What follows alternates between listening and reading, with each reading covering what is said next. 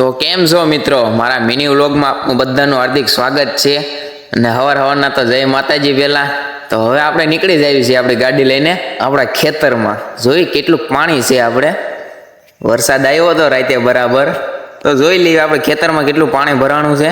તો તમે મારી સાથે કન્ટિન્યુ જોડાયા રહીજો।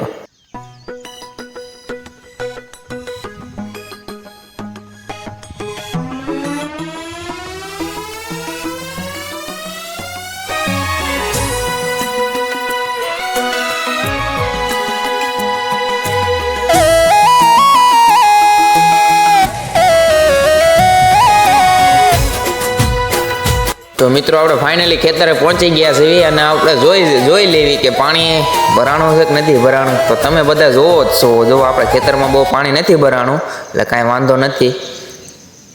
આ છે આપણું ખેતર, જો એકદમ ડુંગર વિસ્તારમાં છે।